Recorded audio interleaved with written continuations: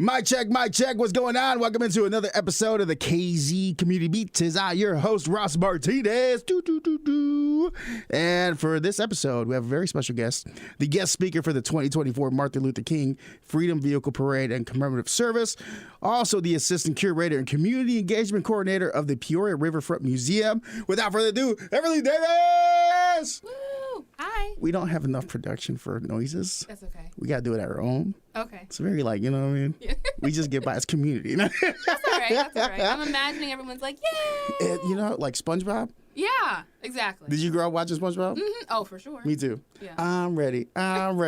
Speaking of, Everly, I met you a while ago when we got a chance to, you brought in Alfred Conte. Yeah, amazing artist. Since then, I've kind of followed you a little bit on social media. I'm like, ooh, look at what she's doing. And then I saw Chanel post that you're going to be speaking at the Freedom Vehicle Parade and service from Dr. Martin Luther King. So one, talk to me about how you got that and how does it feel to have that? That is, first of all, like such a huge honor. So Brandy Bryant called me, and she and I have talked about other projects and stuff like that with the museum and schools and all of that. So when she called me, I thought it was just, you know, another one of those kind of calls, like, let's see what we can do to collab. What work you got? Right. And then I'm on the phone, and she's like working up to, you know, well, you know, we have the luncheon every year, and, you know, da-da-da-da-da. And I'm like, yeah, okay. Now, keep in mind, I've been going to the MLK luncheon since I could talk. You know, you're Peorian native, right? I'm a Peorian native through and through. My grandparents, like, treat this as though it's another holiday that the whole family has to get together, right? So my grandma traditionally buys, like, a table, and I've been to, like, all of these things. So I'm like, yeah, I know what luncheon you're talking about. It's huge. Like, as a kid, I used to think, wow, how did they get, like, every black person in the city in one room? But no, I mean, it's that important, you know, and I think it's that cool. Yeah. So when she was like, well, would you be available to be the speaker? I left that line silent for a minute, and I was like, wow. Yeah, take it in like, wait a minute. Like, me? Blessings. Yeah, but I mean, it's I'm so honored and grateful to be able to speak to the people in my community and to have this opportunity. So I'm looking forward to it for sure. It's amazing. It's this is what, the 38th year they've done it? Yeah, this is the 38th year of the national holiday, 95th of Dr.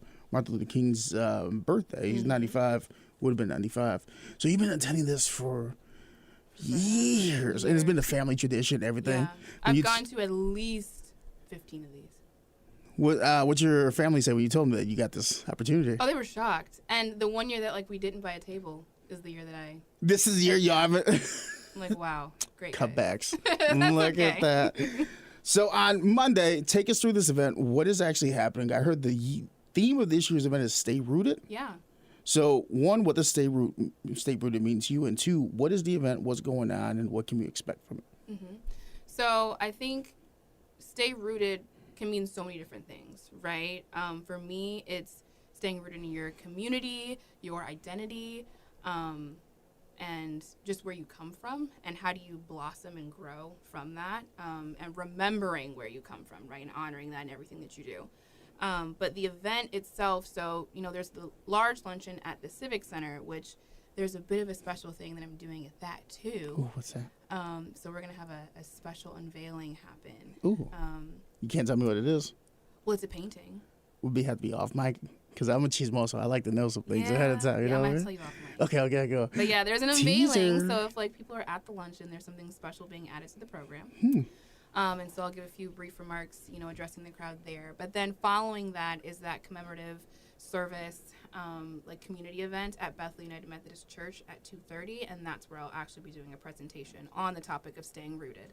Which is ironic because, again, when I got the call from Brandy, she's like, do you have any questions? And I'm like, yeah, what's the venue for this talk? And she's like, oh, it's a church across from Carver. And I start to smile a little bit. And she's like, it's called Bethel.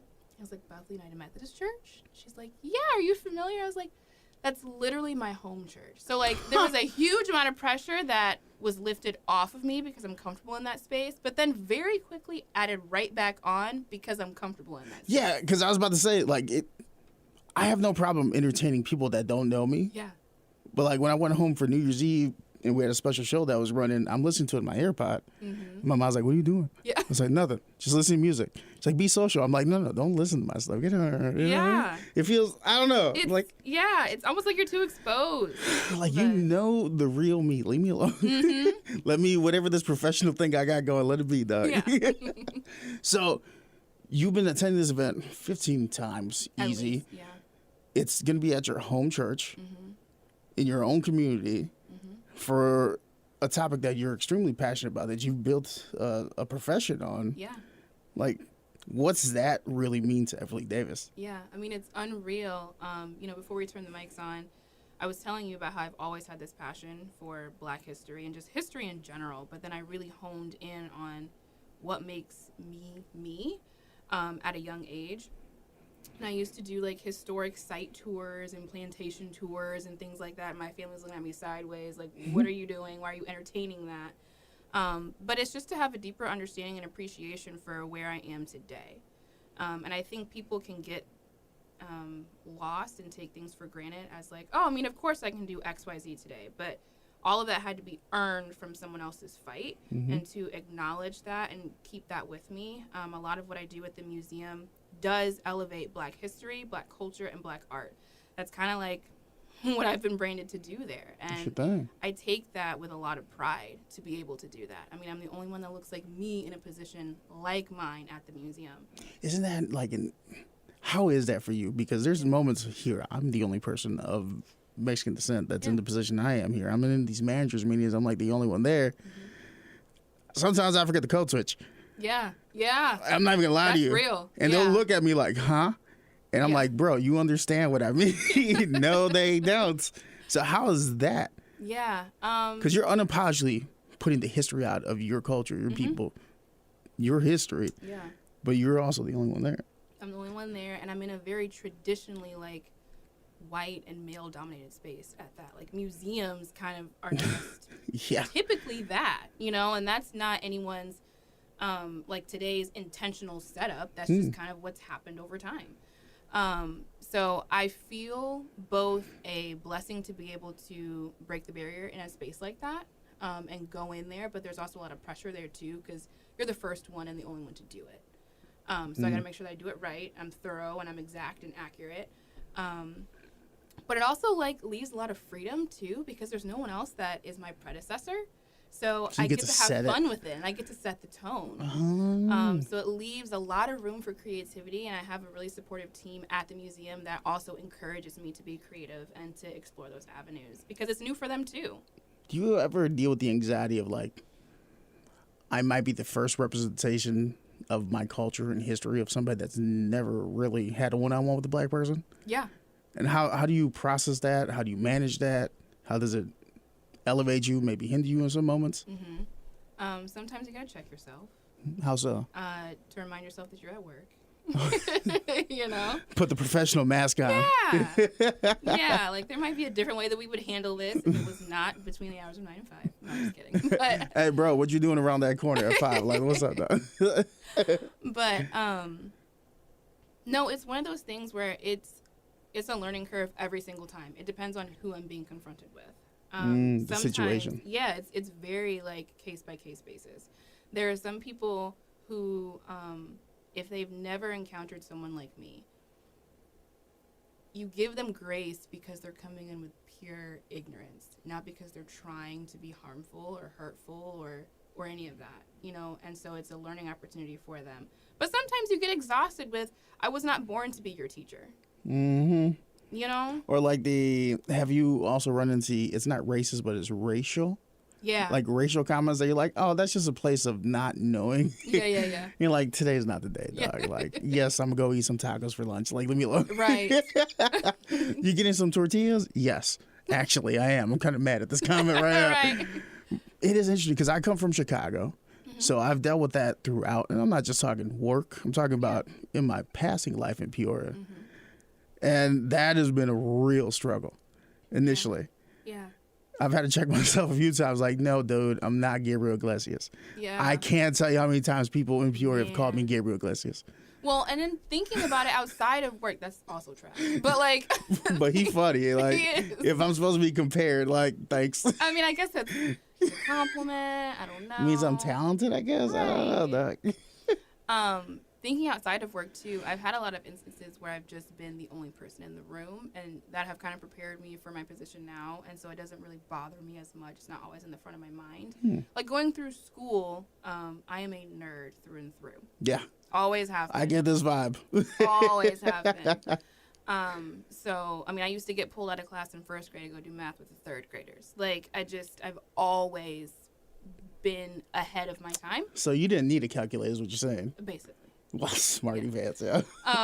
But like, you know, in different honors courses and things like that, the kids that get the opportunity to do some of these extra opportunities, and I'm glad that Peoria has some of these opportunities available for me. But they aren't, I think now it's way better than when I was a kid, 20-something years ago.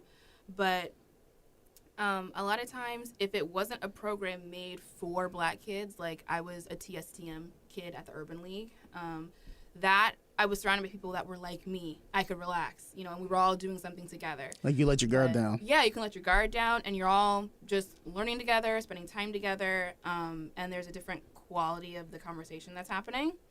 But then you have other programs and just one-off opportunities that, they extend to people, and it's like, I'm the only one there, And I never took that negatively, but I think it's prepared me for now. For sure.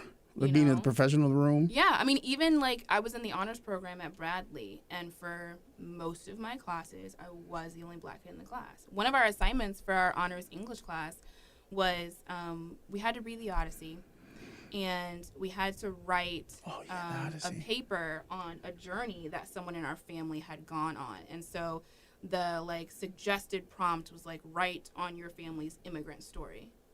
And I looked at this professor like, we didn't come through Ellis Island. Do you want the real truth? and that's what I asked. I stayed after class, and I was like, what am I supposed to say to these people? Because it was set up in a way that we weren't just supposed to write this paper and turn it in. We had to have a presentation go with it. And so I had to address this room. And so I was very personal when I addressed it. And I was like, I love how you guys shared all of your stories, but I do not get the luxury of being able to place a name and a location to the people that I come from. Ooh. But I can tell you about the odyssey that happened with my grandfather from Tennessee to Peoria, Illinois, and why I am here today. From Tennessee to Peoria. Huh. So I've been asked this question a couple times from my non-minority friends. How does it feel to be the only one of your culture in a room? And it's I've never been able to properly convey it. I just feel like a fish out of water. Yeah. I always feel like I got my guard up, and I can't explain why I do. I don't know if it's conditioning or history or a combination, maybe of both at some point. But whenever I've let my guard down in a room where I haven't seen multiple people with brown faces, some things have gone sideways. Yeah. And it's not saying that, every white person is this way, because that's messed up to say. But after years of being conditioned, you're like, P's and Q's, head on a swivel. Yeah. How has life been growing up here in Peoria, specifically as a woman of color?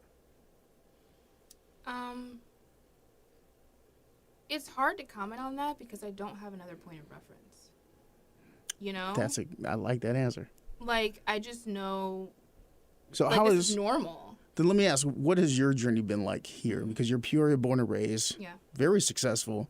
You're pouring your heart out into this community. I mean, as we talked before, you were one of the founders for Peoria Grown, which I've interviewed. Amazing organization, doing great things.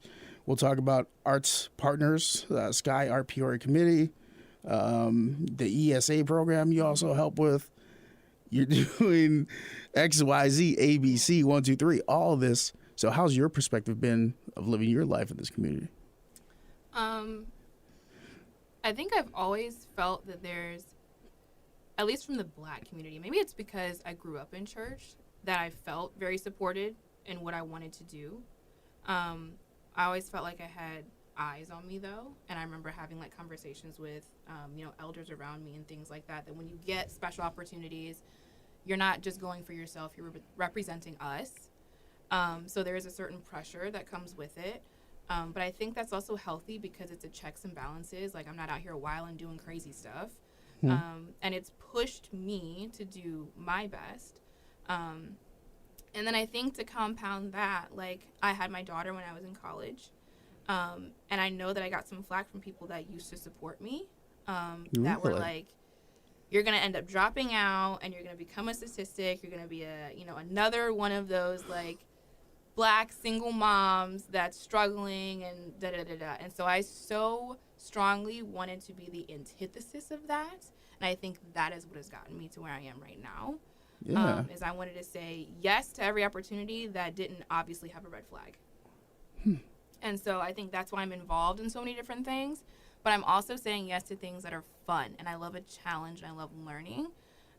So that's why I said yes to Arts Partners and saying yes to working at the museum and yes to volunteer opportunities like Peoria Grown. And, there are things that I've done with like Art Inc. as well, because I believe in the bettering of our community through organizations and groups like this. I just reached out to Art Inc. today. Yeah? Yeah, I want that interview so bad. I just came across it. I was like, ooh, what's this? And I love that. So I worked at Art Inc. before I worked at the museum. Oh, so you had your hand almost in all these different areas within the community. Yeah, I was a program coordinator for them. I actually started off renting space from them because I had my own business called Spanish Circle. I was teaching family and me style classes that were bilingual. And then the pandemic hit and that kind of like just fell apart.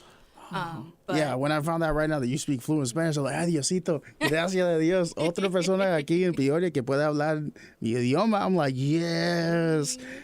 I switched right back. Yeah, okay. You can't take the South Side Mexicano out the kid, you know what I mean? It's always in there. But that's awesome. Like, who instilled this driving passion? Because there had to have been some mentor somewhere along your life that's like, hey, you get presented with something, but look at the silver lining. Yeah. And push yourself. Or has that always just innately been you? No, I think it's talks with my grandfather. Grandfather. Yeah. Talk to me about him. Yeah, he's a driving force for me for sure.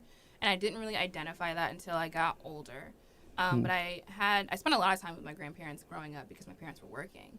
And just knowing that I had working parents that were trying to provide something better for us was also another driving factor. Like, sometimes you have to sacrifice spending some of these good quality time, like with your family or friends or doing things that you want to do because you have a goal and you know that you have to just put your head down and work until you get there. Yeah. And so in the time that my parents were working, I kind of was raised by this village, right?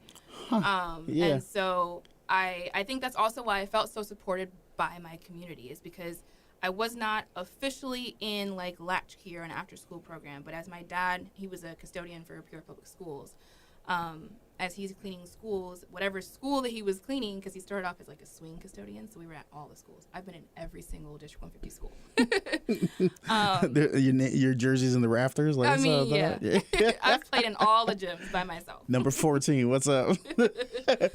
But as he's cleaning schools, and if there were teachers there, they would just bring me into their classroom, and they would let me help them clean or grade things. And I think that's also what nurtured this love for learning that I have. And I got ahead because it was some days I'm at middle school, so I'm helping grade multiplication homework, different things like that. That helped me get ahead. But both of my grandparents, my grandmother and my grandfather, were in education. And I mentioned earlier that my grandfather came from Tennessee to Peoria. Both my grandparents did. I think my grandma, more so just followed my grandpa. But he had... If I had a strong woman, I'd follow too. Like, yo, what's up? Like, come on. Like, lead, baby. But he has always been very vocal about his story. And I remember taking a newspaper article during Black History Month to, my second grade class, I think, back at Hines. And everyone else is doing their reports on... Martin Luther King Jr. and Rosa Parks, Mary McLeod Bethune, things like that, right? And I brought in, and I had done my presentation. I interviewed my grandpa because he's my Black history. Yeah. And there are newspaper articles on him in Peoria because he was the first to do several things here. What stuff? There was some position at the administration building where he kind of helped break that barrier of having Black people in position at the administration building for District 150, as well as he was the first one for Illinois Central College to have their own off-site counseling office. So he's done things here, and I might have it a little off, but I know that he's done things where he was the first one, right? And he didn't set out to do that. He just set out to provide for his family. But he always had Peoria on his mind. So he grew up in Jackson, Tennessee, and he likes basketball. And so he saw, like, Tennessee State play Bradley. And who's his team, though? Huh? Who's his team? I don't know. I don't follow the sports. Okay. I read books, Ross. Leave me alone. I calculate numbers. This is back when he was a kid. So he followed Bradley, Tennessee. So he saw them play this game, and he was like, I like the way Bradley plays. He knew that as the baby of 10, he was not going to go to college unless he got a full scholarship on his own. So he put his head in the books, and he made sure he got the best grades possible. But he was also going to segregated schools, right? And so he was doing the best he could with the resources that were available to him. He was offered an academic scholarship from Bradley, and that's what took him from the south to the north. When he got here, he got his degree. He did play when he was here. He played basketball. And, you know, built his life. And so for me, and I'll touch on it, you know, on Monday as well, there are some people that look at Peoria like we live in the Midwest, whatever. But I'm living in a location that was my grandfather's desired location to thrive. Yeah. And so you're for thriving. Me, exactly. And so for me to also, you know, bloom where I'm planted is amazing. Is this stuff you're teaching your kid? Like, hey, look at the lineage of what we've been doing. Have you taken the time to, like, explain the process of, like, the journey and all that to your child? It's harder for her to understand. She's just turned 8. She's youngest. She got so much life. She's got so much. But she definitely understands, you know, that hard work pays off. You have to have vision and a goal. And my grandfather's been talking to me like that since I was in, like, kindergarten, you know? And he would tell us stories of what it was like to live in the segregated South and all these things. That's why I don't take me being able to have fun around the city for granted. What are some stories that stuck out to you that you now use as teaching lessons during your curation and whenever you're having these moments of opportunity to teach the community? What are some lessons that have been passed down through stories?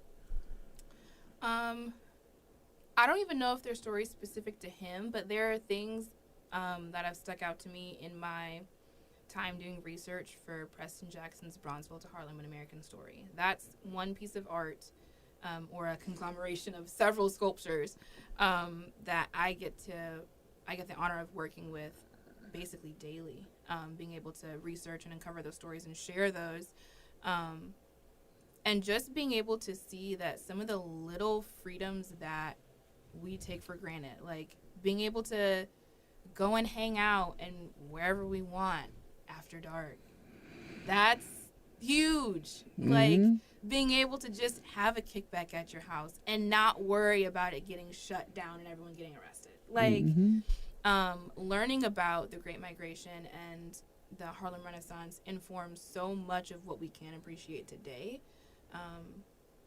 And so I get to share these stories. And also, like, not everything is grim.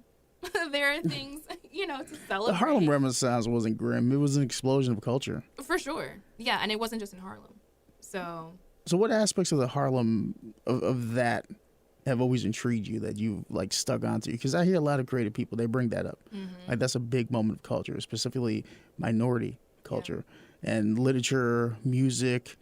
That's when tagging and b-boying, b-girling was happening. It was an entire revolution. Was that around the same time that hip-hop kind of, like, started becoming the mold? Or was it, like, shortly right after? Shortly right after that, yeah. Because you had the 70s, coming out the 70s into the 80s was when funk disco was, like, really huge. But in Harlem, you started having these kickbacks of guys taking the breakdown of the beats and mixing for the b-boys and the poets that end up becoming MCs. And I got my history over here that I love. I may ask you a lot of hip-hop history today because I'm a nerd. Yeah, and I mean, but it all goes together. Like, history and, like, all of our stories are not created in a vacuum. No. You know, they all play off of one another. And I think that's something that I'm learning more and more, is that the world is very small. Like, have you seen chain of events in history? You're like, oh, I didn't know these all lined up for this. Oh, yeah. Curating the Annie Malone exhibition, I was like, what? Because at first, I was like, I don't know, like, if it really fits in this space with Bronzeville's of Harlem, and then everything made sense. The same people that Annie Malone was talking to and doing business with and inviting into her spaces, which if you don't know who Annie Malone is, she is our nation's first self-made millionaire in the hair care industry. She was the predecessor to Madam C.J. Walker. She was the one that informed her on how to create product, how to sell, how to create your business, all of that. And so, you know, as she's becoming a mogul and an icon in her own right, she is interacting with some of the same people that Harlem and Bronzeville, Chicago, and St. Louis, and all of these big cities that are defining spots for Black culture and culture in general for the United States. She's hand in hand and across the dinner table with these people.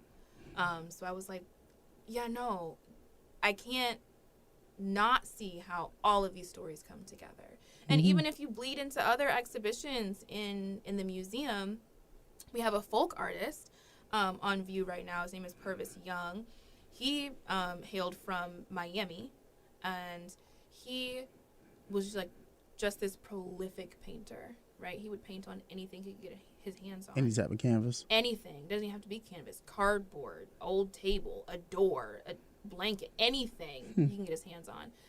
Just a scrappy guy, right? And he's creating these amazing works that we now have in our museum, and most other major museums are looking at him too. And he was inspired by a wall of graffiti that was in Bronzeville, Chicago, called the Wall of Respect, that had gotten painted over. And so I'm like, these all go right back. The Wall of Respect was a wall of icons from the Harlem Renaissance and the 60s and all of that. It all goes back to it. Yeah. So how can you not be inspired? Like, I love what I get to do. You know what I love about, I'm a body language person, and there's certain moments when you talk about certain things, you have this like really authentic smile.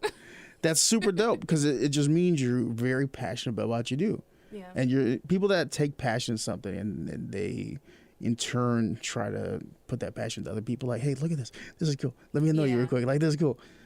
You spark the plug in somebody that's going to lead some type of revolution, some type of creation. They're going to make some type of art that's going to impact somebody else to be a nerd about. They'll be like, come look at this. This is cool. So what are some of your favorite artists? Ooh. In any facet? Ooh. Okay. So one person that like struck me the first time that me and my daughter like jointly had like a visceral reaction to what was around us was Bisa Butler's quilt show at the Art Institute of Chicago. So she does quilts, but they're portrait quilts. High color. She uses a lot of different fabrics, but she makes sure that she incorporates like African and Ankara textiles in her work. Ankara? What's Ankara? It's like a form of like West African fabric that's very colorful and heavy in pattern. I'm sure if I showed you, you would know what it is by seeing it. People probably just don't know it has a name. Point in case. But we walked through her exhibition. It's like 4 or 5 rooms at the Art Institute. And I don't like driving to Chicago, but I drove to Chicago for this. And I took my daughter, and there's a quilt that she saw that like mimicked the exact hairstyle that she had that day. And so it was a point for the first time, because I've taken her to several museums.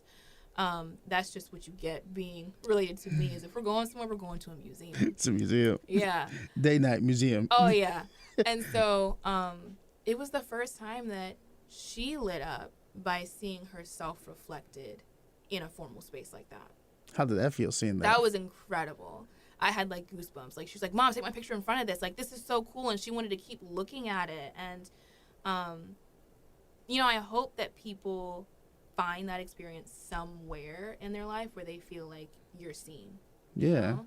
And I felt like Jersey felt like she was seen in that moment, and I loved it. And then for me, I'm walking through, we're seeing all these different quilts, and they're massive, they're beautiful. I love fashion. Fashion to me is an art form, and so the fact that she's taking textiles and using them to articulate portraiture in quilts is amazing. But then like the icing on the cake for it it was the first time that I had ever seen like music deployed hand in hand with the art. And so for every one of the quilts, there was a suggested song to listen to, and it was all hip hop. It's all hip hop and R&B. Wow, you got my attention. I was like, what? So it was my hands down my favorite exhibition to be able to walk through.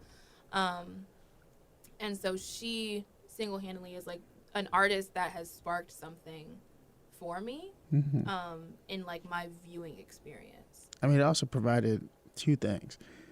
It gave Everley Davis, the individual, a moment to share with somebody she's very, your daughter. And it gave the mother experience to see something light up in her daughter. Yeah. Was that like the first time you saw that? Oh, yeah, for sure. So how did that feel as Everley Davis and as mom? Because that's, I mean, you're the same person, but that's two spheres of who you are, you know what I mean? Mm-hmm. Yeah, for me as a mom, I was like, man, how do I do this again? How do I make sure that, like, because before then, me saying that we're going to a museum, I had to find ways to keep her attention. I did not have to find a way to keep her attention in this exhibition. She wanted to lead me through. She did not want to leave. And so it's like, how do we find a way to present this more often for people like Jersey? Because Jersey's not the only little brown kid walking around the United States. No, there's a bunch of us. Right. So it's like, how do we recreate this for somebody else? But then how do we do this for, me again, too? Because I've gone to several museums, but I don't love everything I see. But this one made me want to stop and stay a while. It spoke to you. Yeah, it spoke to me. So much so that I went back to Chicago on the last day of the exhibition, and I ran into the artist. Oh, so how was that moment? That was amazing. Did you have like one of those like... And it was during the pandemic. So everyone had on masks. Yeah. And, like, also, if you don't know what the artist looks like, you would walk right by her and not know. Yeah. Because it was not announced, like, Bisa Butler is in Gallery 3A. Like, you just had to walk by her and know who she was. And then when people, like, pointed it out, then there was a crowd that flocked to her. There's a little murmur. Hey, that's Bisa. Yeah. Oh, that's Bisa over there. Oh, my gosh. It was so cool. And so I'm talking to her, and we take a picture. But there's all these people around her, and I could tell that she was getting overwhelmed. She did not intend for this to happen. And she's kind of small in stature anyway. And so I am standing with Jersey, and I have on a Keith Haring shirt. And Keith Haring is another artist, someone that I like. And she was like, I like your shirt. She's like, come here. I was like, me? Oh, she called you out. She called me out. I was like, me? I was like, Jersey, come on. And so we get up there, and she's like, look at my bag. And she's carrying a Keith Haring bag. She was like, I'm so inspired by that artist. I love him, too. That moment. I was like, dang. Yeah. So, yeah, it all came together for me with that exhibition. Like, she is someone that I like, and I immediately understood her point of reference. And then walking through her exhibition in the final room, there is a quilt of these 5 boys on Easter Sunday morning. And there's a famous photo in Bronzeville, Chicago, that was taken of these boys sitting on a car, and she created a quilt from that. And my day-to-day job is working with Bronzeville to Harlem. I knew exactly what photo she was referencing in that quilt. So it was one of those things where, like, I could walk through her exhibition. I didn't need to read a label. I knew what was going on. Have you had a moment in your career so far, I don't know how long you've been doing this for, but where you had imposter syndrome before feeling validated? Yes. Take me through that.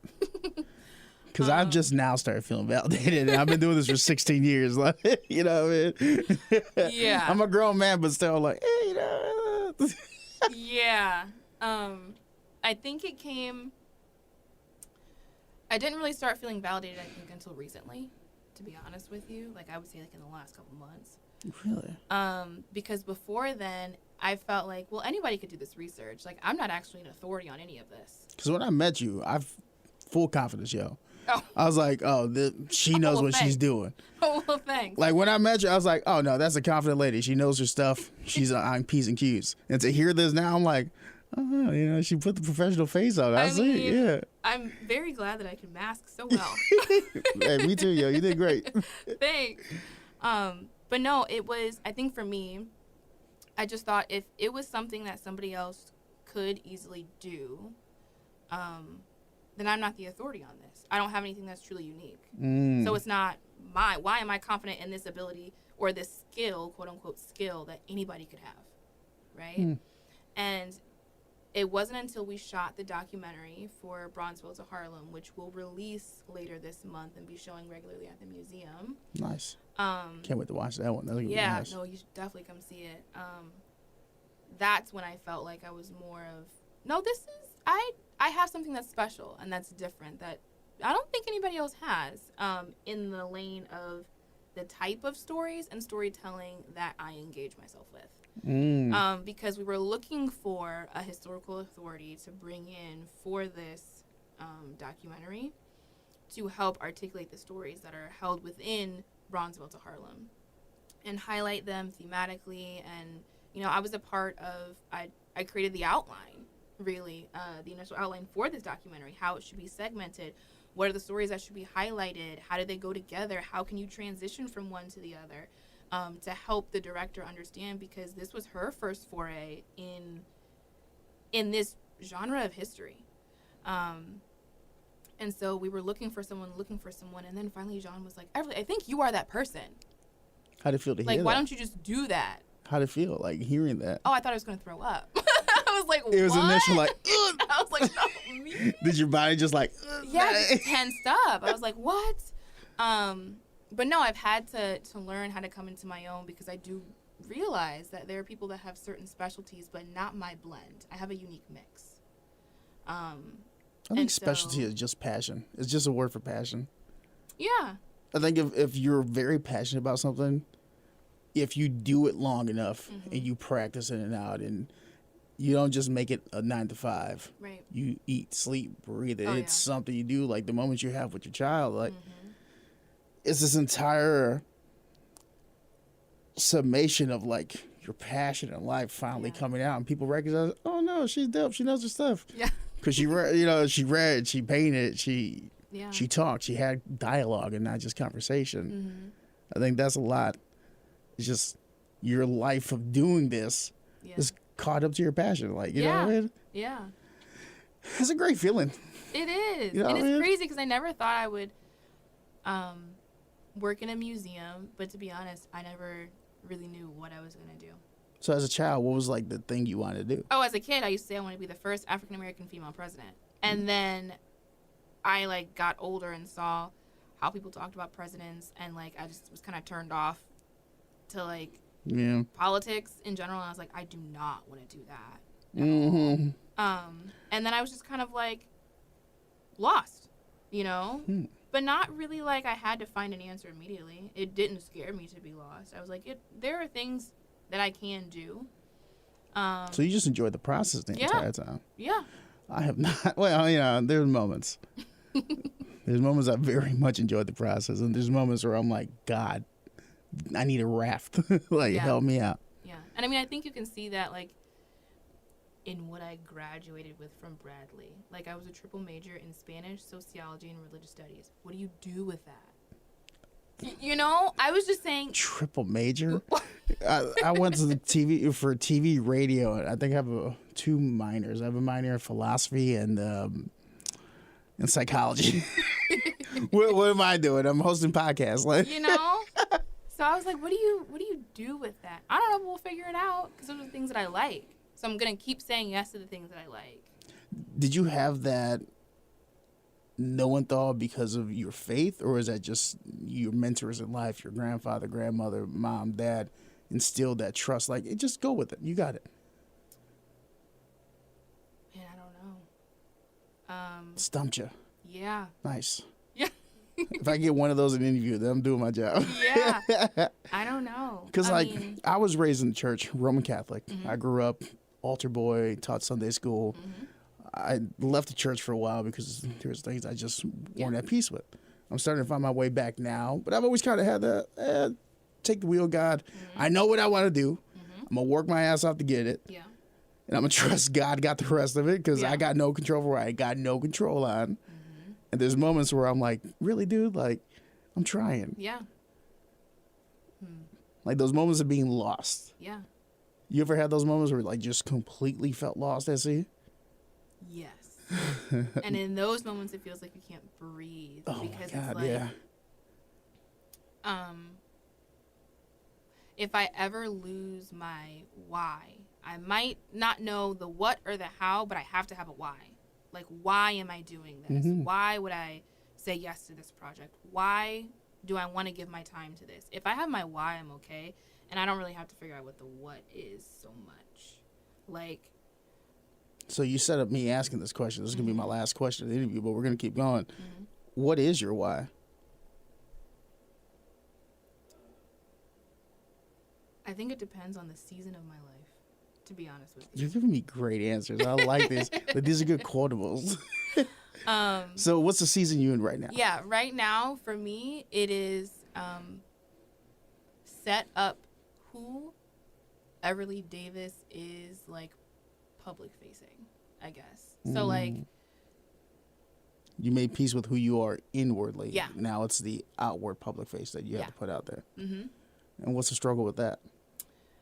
I don't think there is one. It's just finding the right opportunities that allows me to articulate who I am to everyone that's watching my aids.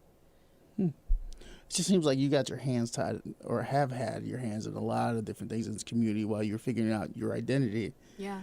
And after all these years of doing it, you say you now feel like the imposter syndrome's gone. You figured that out. Yeah. How does this moment feel? Like, as we bring it full circle to the event that we have this Monday upcoming. Yeah.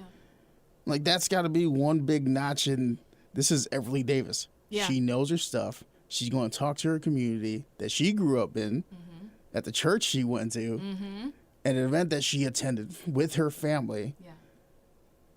Grandparents who were mentors growing up put you down this path, and you get to experience this all with your daughter.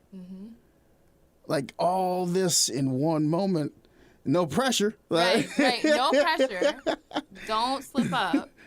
But emotionally, mentally, spiritually, physically, how are we going into this? Yeah. Like, how are we prepping your speech? And, Yeah. like, what are some things you got, like, okay, I got to make sure I touch on this. Because it impacted me, and I want to impact people. Yeah. So I think mentally, I'm still, like, in a fog right now, processing everything. Emotionally, I'm very heightened right now. So I just feel an immense responsibility, but also, like I have to, like, make my family proud doing this. I know they're proud already. Yeah. But it's just, like, it's in our space. Like, we used to go to this space every single Sunday. So I have to do something right here, you know? And it's also the space that, like, I really started to learn how to public speak. It was at church. So this is coming full circle for me. So then spiritually, it's kind of like, look at God. You know? Like, Message. like, look at this. You know what I mean? Yeah. God works in very mysterious ways. Yeah. When you think about it. And I was like, this is really cool, you know? And it just kind of makes me pause to have this opportunity at this time, you know, for a time such as this. That's definitely been a line in one of your favorite books somewhere. Everley, like, I could probably talk to you for hours. It seems like you have a lot of great things going, and I think the question I have for you is, if you were to have a moment in time to go back and talk to a little girl that's with her grandfather in these classrooms, just experiencing life, and you now at this age, you can talk to her, what would you tell her? Man. I don't know that I would tell her to do anything differently. Really? No regrets? Because if anything was done differently, it could change something else later on. Every mistake that happened needed to happen. Every success that you had, you needed to have. I agree. Anytime you felt off about something and you did it anyway because you were still scared about it, push through that fear. It's fine. Like, fear can turn into energy for motivation and dedication and all of that. So I think I don't know that I would tell her anything differently. I think I would just look at her and smile. Have you been able to fall in love with yourself yet? I have an appreciation for myself. I don't know if I've fallen in love with myself. I'm a work in progress, though. That's still on my list of things. Yeah. There are certain things for me that I appreciate. Like, I don't really get FOMO. Oh, no, I do like being lame in the house. Yeah. And even beyond that, like, people are like, oh, we got this going on. I was like, that's fine. Yeah. I'm going to watch this documentary and drink this ginger tea. You wish you were here. You know? Like, mine's like, I got some cinnamon tea cooking. I'm about to watch this music doc. yeah. Like, or I'm getting ready to go to St. Louis. Like, I'm not even someone that just appreciates like formal art within a museum. I just like creative expression largely. So I'm all about spoken word. I also love music. I love film. But like visual art is one of those things that I really, really love. And so like I'll pop over to St. Louis for like a graffiti festival. Like they got graffiti festivals in St. Louis? Yeah. Tell me about it's these. It's called St. Louis. I went this past year. I'm gonna go the next year too. It's at like Labor Day weekend or something like that. Isn't that coming up? Is that September? September. Tell me about this because I'm down. Like I drove to Bentonville, Arkansas for my birthday, like maybe a year ago, for Format Festival. And it's music, art, and technology all combined into a 3-day music festival. What? I went there and they had different like VR art installations. Like they basically build like this tiny city in like this big field. And they have art, like international artists come and they create these installations. There was one art installation that had to do with different smells coming out of these like abstract like sculptures that were supposed to help trigger certain memories for people. Like there are certain smells that we all have probably encountered, but they trigger something different for us. Like this, my ex, no? It could be very triggering. You need to go to therapy, fool. That sounds like my second ex-girlfriend in my life. But like, you know, there's just creative expression generally. But then I also got to like see really cool musicians that I love. I got to see Lido Pimienta perform live. I got to see, oh shoot, this is gonna kill me. What is his name? Gallant. Oh, he's dope. Piano. Piano. This is gonna kill me. It's cool. I'll edit it out. Not lying. I'm gonna keep it in here so y'all can see. I was so excited to see him too, and I wanted to see him live specifically because I knew that I remember listening to him with my grandpa. And when I got back, I was like, Grandpa, guess who I saw? Yeah. Because I didn't know if I was gonna get to go to that his session, because there were so many other venues at this place. Is your grandfather still in your life? Mm-hmm. Yeah. So he's gonna be there Monday. Oh, he'll be there Monday. Ooh, yeah. He'll be there. Does that add pressure or does that soothe you more? Soothes me. Because he gets to see the woman you developed into. Mm-hmm. Oh, he's been like my biggest cheerleader since I was small. And he's not super overt either. He's not like, yeah, everything, like, let's go. It's just, there's a very subtle, like, smile and nod. And that's when you know that you've done well. He just takes it in. Like, yeah. Yeah. And he's always been that way. He's not one to, like, gas me up, you know? And I appreciate that. You like the authenticity of it. Yeah. Like, yeah, it wasn't the one, Everley. Mm-hmm. That's dope, yo. I'm from the outside looking in. I've had a moment like that where my parents got to finally see me in action, and the response they gave me afterwards gave me that validation. Like, okay, no, they see it. Forget everybody else. As long as they see it and they know I'm on my path that God set for me, I'm good. And that's when my imposter syndrome went away. Yeah. So it's gonna be awesome for you to share that moment just with your entire family and your congregation. So one last ditch effort. Let's tell everybody about this event Monday, and let's sell them on it and why they got to go. Besides, it's going to be an emotional moment for everybody. Yes, definitely come to the commemorative service and the award ceremony at Bethel United Methodist Church. It's from 2:30 to 3:30. The topic I'll be speaking on is staying rooted. I'm very excited to share my story and hopefully get people to think about where their roots are and how they can bloom where they're planted. And clearly you love Peoria. I do. What do you love most about it? It's a city that I felt like I could navigate. And while I may not be here for forever, I think I'll always have a little piece of me here. Like, even if I go and live somewhere, I still would love to have a home to come back to here. It's affordable. Well, I'm beyond that. Joke. So it's a good place. There's a good like mix and quality here. Peoria has a very solid heart. And I think the thing that I've gravitated the most while being here, to piggyback on your point, is just when people believe in you, they fully, like, they're enthralled into the message that you got. And I've been feeling that a lot lately. I'm like, oh, this is what love feels like. Yeah, like, people are willing to embrace you here, and they're open and ready to build relationships. I'm not saying that everyone is, like, automatically friendly neighbors and connected, but there is the opportunity to create that here. Mm-hmm. So I like that. And Monday, you're about to create a whole new experience for our community. So that's amazing. Trying to. Before we head out, what question do I want to hit you with? Softball or hardball? Go hardball. What do you wish your daughter gets from your story once it's all said and done? Can I change to softball? No. Barbara Walters does that, not Ross Martinez. But we can change if you like, because I like you good peoples. You want a softball answer? No, I can try. I think above all else, I want Jersey to understand from my story that you will figure yourself out if you give yourself time to figure yourself out. And it's okay. All of the growing pains and whatnot and the mistakes and weird stuff that happens, it's okay. It's part of it. You don't want it to be perfect. I smile at all my dumbass decisions I ever made in my life. Oh, yeah. I could have went this way, but I chose to go this way because of my stubbornness. But guess what? Next time, I was less stubborn. There's a beauty in failure. Yeah. I also want her to understand the impact that she has had just by existing on my life.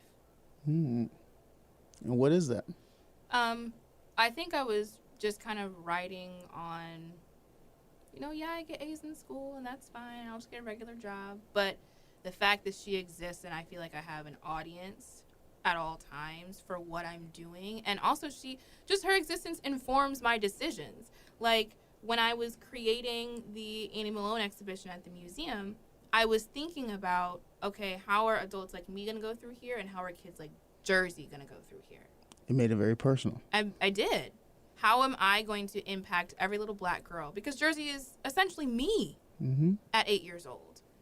What would 8-year-old Everley like to have seen and done and gotten out of this? How could I make her feel special and beautiful in this space? But then, also just doing things like at the museum. Every semester, I get a different intern from the African American Studies Department at Bradley. And every single one of those people has been black. I am slowly but surely bringing more people of color into the museum. Yeah. And so it's like creating that space and that channel for people like Jersey one day. If she wants to work in a museum, there is a precedent set for her to do that. So she definitely factors into everything that I do. No, I love that. That's amazing, yo. Yeah. And when it's all said and done, she'll see it. Oh, yeah. If not, she'll listen to this one day. I hope so. She doesn't seem to be... Friday, listen to it. No. She doesn't seem to be impressed by anything no, that I do. That your mom? She don't understand how dope mom is. She's just like, mom. You're just mom. Stop embarrassing me with your speeches, mom. Yeah, like one of the dads at school pickup showed her a video of like me on the news at some point. She was like, Mom, I saw you on the news. I was like, did you like it? She was like, it's whatever. She's not impressed yet. She will be. I hope Give her some time. Give her some time, yo. Well, any last messages you got? Anything you want to get out? Not that I can think of. What's your favorite song? I like how that's a stumper. I'm going Al Green, Love and Happiness. I could listen to Turn Your Lights Down Low any time of the day. Ooh, that's a good one. Bob Marley and the Wailers. Yeah, that's a real good one. I could listen to that any time of day. I like that. I like that. With that being said, it's been another episode of the KZ Community Beats. I am your host, Ross Martinez. Boop, boop, boop, boop. That's the budget we got. And this has been... Hey, one of these days, one of the superiors is going to listen to this. They're like, Ross, what are you doing? I'm like, Give me a budget. Jokes, maybe. Cough, wink, message. Alongside me for this episode, the guest speaker for the 2024 Martin Luther King Freedom Vehicle Parade and Commemorative Service. Also, the assistant curator and community engagement coordinator over at the Peoria Riverfront Museum, Ms. Everley Davis. Yay! What sound effect would you like? I want woo, woo, woo. That's what we went with? All right. Go back and listen to the... You threw me off a game on that Sorry. one. I was not expecting that. Go back and listen to all the other episodes, or Everly will go out front of your house and do that exactly. Oh, yeah. Ooh. Is that your best DMX? No. Oh, man, but I would love if there could be like a DMX sound effect. Give me your best DMX. No, I can't. Before we end the podcast. I'm not shaming myself like I'll that. do it. Only if you do it. I'm not doing it. Pinky? No. All right, then. Tune in next time to find out if we do this.